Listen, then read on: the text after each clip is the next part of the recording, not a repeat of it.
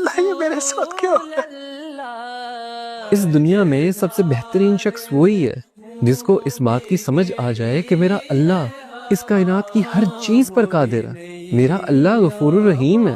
جس انسان کو یہ سمجھ آ گئی وہ انسان اس دنیا اور آخرت میں کامیاب ہے۔ ایک دفعہ آپ صلی اللہ علیہ وسلم کی محفل میں ایک بدو آ گیا۔ اس زمانے میں بدو ان لوگوں کو کہا جاتا تھا جو جاہل تھے۔ جب وہ شخص آپ صلی اللہ علیہ وسلم کی محفل میں آیا تو اس نے پوچھا کہ آپ صلی اللہ علیہ وسلم آخرت میں حساب کتاب کون کرے گا؟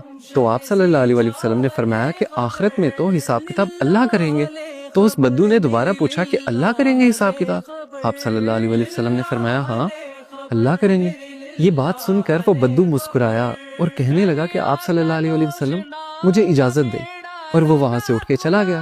اب کچھ صحابہ جو اس محفل میں بیٹھے ہوئے تھے ان کو اس بات کی سمجھ نہیں آئی۔ وہ اٹھے اور انہوں نے اس بدو کا پیچھا کیا اور اس سے جا کے پوچھا تم آپ صلی اللہ علیہ وسلم کی محفل میں آئے ہو، تم نے سوال کیا ہے کہ آخرت میں حساب کتاب کون کرے گا؟ آپ صلی اللہ علیہ وسلم نے تمہیں جواب دیا کہ اللہ کریں گے، تم مسکرا کے اٹھ کے کیوں آ گئے ہو؟ تو اس بدو نے مسکراہٹ سے کہا کہ اگر اللہ تعالیٰ نے آخرت میں حساب کتاب کرنا ہے تو اللہ تعالیٰ تو بڑا غفور الرحیم ہے، وہ تو مجھ سے میری ماں سے زیادہ پیار کرتا ہے۔ کیا میری ماں مجھے جہنم کی آگ میں جلا سکتی ہے؟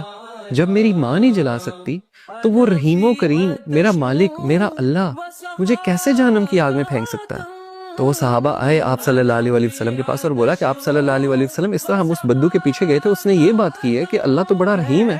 تو آپ صلی اللہ علیہ وسلم نے فرمایا کہ اگر اسے اللہ کی رحیمی پہ اتنا یقین ہے نا تو اللہ کبھی اس کو اپنی رحیمی سے مایوس کر نہیں سکتا، کیونکہ اللہ اپنے بندوں کے لیے بالکل ویسا ہے جیسا اس کا بندہ اس کے لیے گمان کرتا ہے۔ اگر اس کے بندے کو یہ یقین ہے کہ وہ بڑا رحیم ہے تو اللہ تعالیٰ اس کے لیے رحیم ہی ہے، اللہ تعالیٰ اس کو معاف ہی کرے گا۔